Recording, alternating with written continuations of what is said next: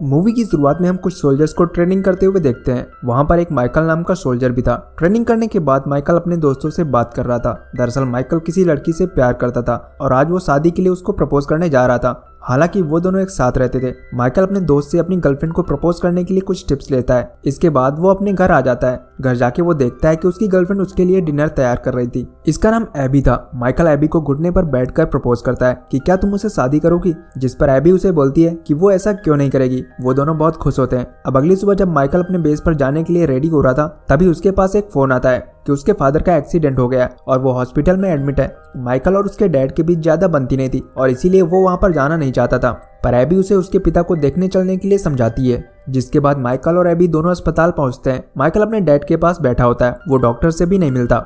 AB doctor से मिल के आती है और माइकल को बोलती है कि डॉक्टर ने बोला है कि उसके डैड को हार्ट अटैक आया था और अब उन्हें देखभाल की जरूरत है। माइकल कुछ भी नहीं बोलता है। एबी बोलती है कि अब तुम्हारे डैड का तुम्हारे अलावा अपना कोई नहीं बचा है, इसीलिए हम दोनों को उनके पास रुकना चाहिए। खैर कुछ देर के बाद उसके डैड को होश आ जाता है और वो दोनों उन्हें उनके घर लेकर आते हैं। माइकल के डैड का घर बहुत ही बड़ा था, जिसे देखकर एबी को काफी अच्छा लगता है। वो माइकल के डैड से बोलती है कि अगर उन्हें किसी भी चीज की जरूरत पड़े तो वो माइकल या फिर उसे बुला सकते हैं। माइकल अपने डैड को यहाँ भी कोसता है। वो कहता है कि ये बचपन में ही हमें छोड़कर चले गए थे और जब इन्हें हमारी जरूरत होती है तभी ये हमें याद करते हैं। अब अगली सुबह माइकल एक लोन के लिए अप्लाई कर रहा था। एबी उससे पूछती है कि ये लोन किस लिए, जिस पर वो बोलता है कि ये हमारी शादी के लिए है। एबी बोलती है मुझे कोई बड़ा अरेंजमेंट नहीं चाहिए, मुझे सिंपल सी शादी करनी है, और वो वहां से चली जाती है। अब माइकल के डैड टेबल पर रखा सामान लेके माइकल के पास से निकलते हैं। तभी वो माइकल से टकरा जाते हैं, जिससे माइकल फिर से उन्हें काफी भला बुरा कहता है। उसकी आवाज सुन के एबी वहां पर आती है और माइकल को शांत रहने के लिए बोलती है, पर माइकल गुस्से में वहां से चला जाता है। अब रात में एबी माइकल को अपने डैड के साथ सही से बर्ताव करने के लिए समझाती है। दरवाजे के पास उसके डैड भी खड़े होते हैं और वो दोनों की बातें सुन रहे थे। अगली सुबह जब माइकल अकेले बैठा होता है, वहां पर उसके डैड आते हैं। वो उसको बोलते हैं, हालांकि बचपन में मैं तुम्हारे साथ नहीं था और तुम्हारी माँ को छोड़कर मैं अपने काम को ज्यादा इंपॉर्टेंस देता था, लेकिन ये सब जो मैंने कुछ किया है ये सब तुम्हारे लिए ही है। बचपन में मैंने बहुत गरीबी देखी है, इसीलिए मैं तुम लोगों को ऐसा देखना नहीं चाहता था। ये सुन के माइकल को काफी बुरा लगता है और वो अपने डैड से गले मिल जाता है। उन दोनों के बीच सारी प्रॉब्लम खत्म हो जाती है। माइकल के डैड उसके लिए उसका फेवरेट खाना बनाते हैं और वो सब एक साथ लंच करते हैं। वहाँ पर माइकल के डैड उसको पैसे भी देते हैं जो उसे अपनी शादी पर खर्च करने के लिए चाहिए थे, और उसे लोन लेने से मना करते हैं। माइकल और उसकी फैमिली काफी खुश होती है। अब माइकल वापस अपने कैंप में आ जाता है, जहाँ पर उसे पता चलता है कि उसके इलाके में कुछ टेररिस्ट हैं और उसे उन्हें पकड़ने जाना है। माइकल वापस घर लौटता है और अपनी फैमिली को इसके बारे में बोलता है। वो बोलता है कि ये बहुत ही खतरनाक मिशन है, लेकिन मैं किसी भी तरह से उन टेररिस्ट को पकड़ के रहूंगा। एबी उसको वो रिंग वापस कर देती है और बोलती है कि जब तुम मिशन से वापस आओगे तब तुम मुझे ये रिंग वापस पहना देना। माइकल अपने मिशन पर जाने से पहले एबी के साथ अच्छा टाइम स्पेंड करता है। अगली सुबह माइकल अपने मिशन पर जा रहा था। जाने से पहले वो अपने डैड और एबी को अपना ख्याल रखने के लिए बोलता है। उसके डैड भी उसे अपना मिशन जल्दी से खत्म करके वापस आने के लिए बोलते हैं। माइकल कहता है कि मैं जरूर वापस आऊंगा और वो वहां से चला जाता है। एबी एक केयरटेकर की जॉब करती थी। उसका वहां पर मन नहीं लगता है क्योंकि माइकल का काफी दिन से कॉल नहीं आया था। वहां पर एक डार्विन नाम का बंदा एबी को पसंद करता था और वो उसके लिए खाने का कुछ सामान लेकर आता है, पर एबी की दोस्त उससे उसके खाने का सामान ले लेती है और उसे वहां से जाने के लिए बोलती है। एबी उसे डार्विन को ऐसे परेशान करने के लिए मना करती है। तभी उसके पास माइकल का कॉल आता है और वो बताता है कि बहुत दिनों के बाद उसके फोन में किसी तरह से नेटवर्क आया है और वो बिल्कुल ठीक है। इतना कहने के बाद उसका फोन कट जाता है। अब हमें माइकल का घर दिखाया जाता है। वहां पर माइकल के डैड के साथ टेरिस नाम की एक लड़की आती है। वो एबी को देख के बोलती है कि ये कौन है, जिस पर उसके डैड बोलते हैं कि ये मेरे बेटे की होने वाली वाइफ है। उसके डैड एबी को बोलते हैं कि ये टेरिस है और ये मेरे बिजनेस पार्टनर की बेटी है। टेरिस बोलती है कि हमें बिजनेस के बारे में कुछ बातें करनी है और वो दोनों ऊपर चले जाते हैं। और यहाँ पर हमें पता चलता है कि टेरिस माइकल के डैड की गर्लफ्रेंड थी। वो दोनों एक साथ खूब मजे करते हैं। दूसरी तरफ माइकल अपने साथियों के साथ जंगल में होता है। वहाँ पर एक लड़का खाने के लिए कुछ सामान लेकर आता है। वो माइकल से उसकी कुछ चीजें खरीदने के लिए बोलता है, पर माइकल उससे उसका पूरा सामान खरीद लेता है और उसको अपने साथियों में बांट देता है। इसके बदले में वो उस लड़के को चॉकलेट भी देता है। तभी वहां पर उस लड़के के डैड भी आ जाते हैं और माइकल और उसके साथियों को धन्यवाद बोलते हैं, क्योंकि माइकल और उसके साथियों ने उसके बच्चे के साथ बहुत अच्छा बर्ताव किया था। वो कहता है कि मैं भी आपके इस एहसान को उतारूंगा।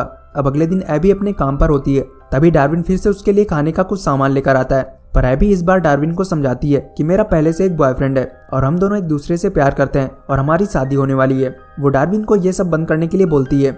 एबी बोलती है कि हम दोनों दोस्त बन के रह सकते हैं, जिसके बाद डार्विन वहां से चला जाता है। दूसरी तरफ टेरिस माइकल के डैड के पास आती है और वो बोलती है कि मुझे लगता है कि तुम एबी के ज्यादा करीब आ रहे हो। माइकल के डैड बोलते हैं कि तुम कैसी बातें कर रही हो, वो मेरे बेटे की होने वाली वाइफ है। इसके बाद टेरिस बोलती है कि तुम एबी को ज्यादा पसंद करते हो या मुझे। माइकल के डैड बोलते हैं ऑफ कोर्स तुम्हें। जिसके बाद टेरिस माइकल के डैड को किस करने लगती है और वो दोनों एक दूसरे के साथ इंटीमेट हो जाते हैं। उधर माइकल के ऊपर जंगल में टेररिस्ट अटैक कर देते हैं। वहां से कुछ सोल्जर्स तो चले जाते हैं पर कुछ मारे जाते हैं और माइकल भी वहीं पर बेहोश होकर गिर जाता है। जिसके बाद वो टेररिस्ट उसको पकड़ के ले जाते हैं। माइकल की डेथ की खबर उसके घर में आती है, जिसकी वजह से उसके डैड बहुत रोते हैं। एबी को भी कुछ समझ नहीं आता, वो भी बहुत रोती है और अगली सुबह वो अपना सामान लेके वहां से जाने लगती है। वो माइकल के डैड से बोलती है कि अब मैं यहाँ पर और नहीं रुक सकती, माइकल वापस नहीं आएगा। माइकल के डैड बोलते हैं कि तुम्हें यहाँ पर रुकना चाहिए, हम दोनों ही माइकल के जाने के बाद अकेले हो गए हैं और हम दोनों एक दूसरे का सहारा बन सकते हैं। जिसके बाद एबी वहीं पर रुकने का फैसला करती है। एबी का कहीं भी मन नहीं लगता, वो हर दिन माइकल की फोटो देखकर रोती रहती थी। एक दिन वो शराब पीकर घर वापस आती है, जिसके बाद माइकल के डैड उसे उसके बेड तक ले जाते हैं, पर एबी नशे में माइकल के डैड को माइकल समझ लेती है और वो उनको किस करने लगती है। हालांकि माइकल के डैड उसको सुला के वहां से चले जाते हैं। अब अगले दिन जब एबी की नींद खुलती है तो उसे याद आता है कि रात में माइकल नहीं बल्कि उसके डैड आए थे। ब्रेकफास्ट के टाइम माइकल के डैड पिछली रात के लिए एबी को सॉरी बोलते हैं। वो कहते हैं कि हमारे बीच कुछ भी नहीं हुआ है। एबी भी कहती है कि गलती मेरी ही है, मैंने ही ज्यादा शराब पी ली थी। माइकल के डैड बोलते हैं कि हमें इस रात के बारे में भूल जाना चाहिए। जिसके बाद वो दोनों अपना ब्रेकफास्ट फिनिश करते हैं। एबी माइकल के डैड के हर काम में हेल्प करती है और वहां पर एबी माइकल और अपनी 7th एनिवर्सरी भी मनाती है। अगली सुबह माइकल के डैड एबी को माइकल के बचपन की फोटो दिखा रहे थे, जिस पर एबी बोलती है कि आपकी आंख और नाक बिल्कुल माइकल की तरह है। एबी माइकल के डैड को ध्यान से देखने लगती है और वो उनको किस करने लगती है। अब रात में वो दोनों खूब इंजॉय करते हैं। अगले दिन एबी के पास एक कॉल आता है, जहां पर उसे पता चलता है कि माइकल अभी भी जिंदा है। उसके पैरों तले जमीन खिसक जाती है। एबी माइकल के डैड के साथ माइकल से मिलने जाती है। वहां पर उसके सामान में उसे वही रिंग मिलती है जो उसने माइकल को वापस करी थी। डॉक्टर बोलती है कि माइकल पर बहुत जुल्म हुए हैं, इसीलिए उसके बिहेवियर में अचानक से चेंज आता है। वो माइकल का अच्छे से ध्यान रखने के लिए बोलती है। एबी माइकल से बात करने की कोशिश करती है पर वो कुछ भी नहीं बोलता और अब वो सब घर वापस आ जाते हैं। लंच के टाइम भी माइकल कुछ नहीं कह रहा था, उसे बस आतंकवादियों का टॉर्चर याद आ रहा था। माइकल उठ के वहां से चला जाता है। माइकल के डैड बोलते हैं कि हमें माइकल का अच्छे से ध्यान रखना है। एबी को कहीं न कहीं बुरा लग रहा था कि उसने बहुत गलत किया। रात में माइकल और एबी एंजॉय कर रहे थे, तभी माइकल को फिर से दौड़ा पड़ता है, जिसके बाद वो एबी का गला पकड़ लेता है। एबी को बहुत दर्द हो रहा था, वो चिल्लाने लगती है और किसी तरह से खुद को छुड़ाती है। माइकल को जब होश आता है वो एबी को सॉरी बोलता है। एबी माइकल को बोलती है कि मैं तुम्हारा साथ कभी भी नहीं छोड़ूंगी। अगली सुबह माइकल एबी के साथ बैठा होता है, तभी वहां पर फिर से उसको दौरा पड़ता है और वो अचानक से एबी को छोड़ के अंदर चला जाता है। एबी ये सब देखकर परेशान होती है। अब हम माइकल के डैड को देखते हैं, जो अपने फोन में एबी और अपनी फोटो देख रहे थे। वहां पर पीछे से टेरिस आती है और वो उनके फोन में देख लेती है, जिस पर वो बोलती है कि मुझे पता था कि तुम दोनों का आपस में चल रहा है। माइकल के डैड बोलते हैं कि मैंने गलती से ये फोटोज क्लिक कर ली हैं। टेरिस बोलती है कि मैं पागल नहीं हूँ। उन दोनों के बीच में झगड़ा हो जाता है, जिसके बाद टेरिस गुस्से में वहां से चली जाती है। जब वो बाहर जा रही थी, वो बाहर माइकल से मिलती है। वो बताती है कि जब तुम यहाँ नहीं थे, क्या तुम्हें नहीं लगता कि एबी ने किसी दूसरे आदमी को अपने लिए ढूंढा नहीं होगा। माइकल को ये सुन के गुस्सा आ जाता है और वो टेरिस का गला पकड़ लेता है।